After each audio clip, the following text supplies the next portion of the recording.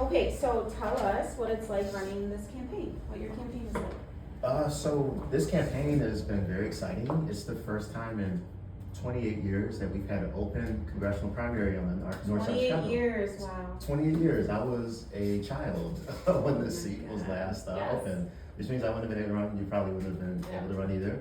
Yeah. And I think that that's exciting. Thank you so much. I think it's exciting to have that opportunity for our district. I also have really been excited that it feels like an open process, like there doesn't feel like there's a handoff or coordination happening, which is Right. good for democracy. Yes. Yes. And we see that with a big crowded field. We Yes. see that with, I think, higher than average participation from people throughout the district. The number of meet and greets my campaign has done and enthusiasm that we've gotten from people that just want to make sure that the voters and their neighbors meet me has been really encouraging. And my campaign is a historic one because I am running potentially, if I win this primary, I become only the third openly gay and black person to ever represent anyone in the U.S. Wow. House of Representatives. Wow. And how exciting that that Yeah. person can come right out of the 9th district, Yeah. send a strong message to the Trump administration. Yeah, Yes. growing Oh my up God, here it and would. like, yes. Yeah, and growing up Yeah. here, very Yeah. homegrown. You Yeah. know, 5 years in the state senate, 50 bills passed, but still very much a person who's on the ground and in touch with the community.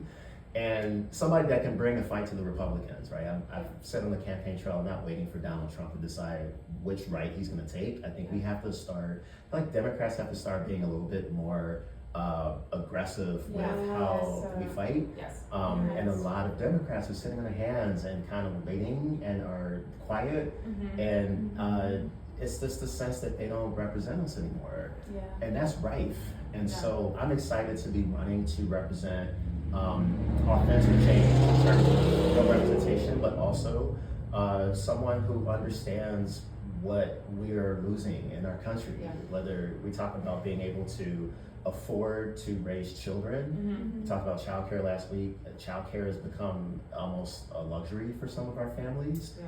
And we need a new generation of Democrats who are going to make universal childcare a reality, that are going to help us to make sure that renters are not being priced out of their communities the way they are in places like Uptown, Rogers Park, and other urban parts of our country.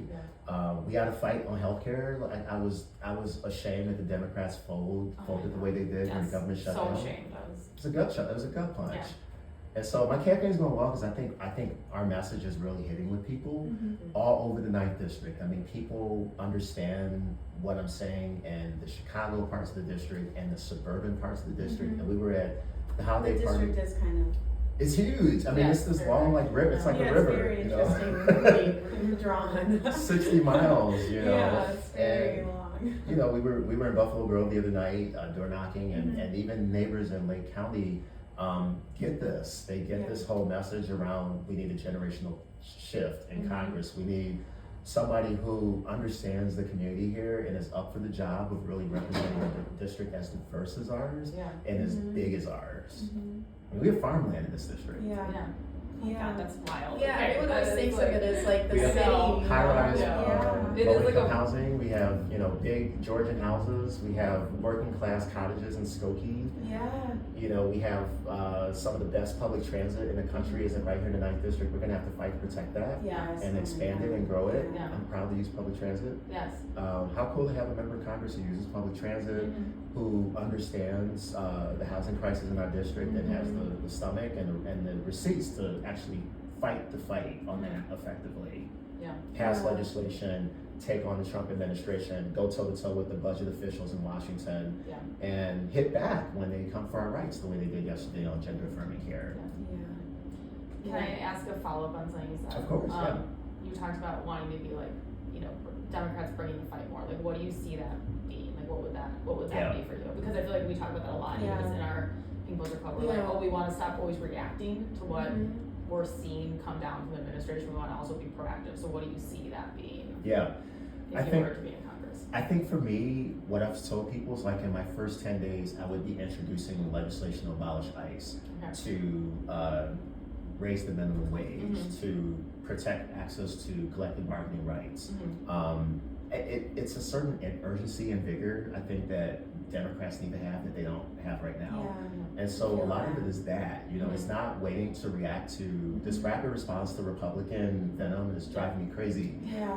you know. And it feels like we let them so often set like the discourse, set the agenda. Yes. We're never it's setting always it. in reaction to what they're doing. Like Right. I want to operate outside of them. You know what I mean? Right. Like really like do something outside of just Yes, constant reaction yes, to the them. Democrats need to show that we have Yeah. That's things what I'm that we saying. care about and Yeah. are passionate about and like want Right. the road that we want. And if we Right. don't show that, then who's gonna like Right. why Who's would gonna vote someone for join us? us? Yeah, right. You know, Why like, people I vote mean, for us, yeah. right? Like, Yeah. and no one really is. I don't feel like you have a lot of people in Congress that do that right now. Yeah. I mean, the whole culture now is like we're the punching bags. Yes. We're the Yes. ones losing elections. We're the ones that keep electing the same people and expecting different results. Yes. And so, and I think that's what we're seeing in the 9th district. I mean, Mhm. it is going to be an opportunity for us to have new representation that punches above the weight of just the 9th district. Yes. Because the fights right now at the national level are bigger in our district. We're the targets Yes. because we have immigrant communities, because we have diversity, because we Yes, have we are. great academic institutions, we Yes. have communities living in Because we peace. always vote blue. You know what I Right. mean? They're literally Right. like, where's the liberal part of Yeah. Illinois? We're gonna go there. It's like they're Yeah. like I feel like that's so with Oh, Evanston yes, and it Rogers is. Park. It's It's so like clear. it's It's just so what are obvious, they doing like, here? Yeah. You know what I mean? No, like they're not no fooling one wants anyone. them. They're Yeah. not helping with crime. They're just it's like political retaliation Yeah. So it's a for certain living like this. right, and so I think it's a certain kind of energy and passion and Mhm. just I think you have to have the lived experiences of these issues to really fight the fight in the way that is required in this moment, because you have to understand the forces that are out for housing, for DEI, for bodily autonomy and all these other Yeah. things, and those are fights I've been surviving my whole life. Yeah. I grew up in an apartment, 3-flat public housing, just 20 blocks south of here, where the women in my family were regularly devalued by healthcare systems, by labor markets, and society, and I carry that rage with me, Yeah.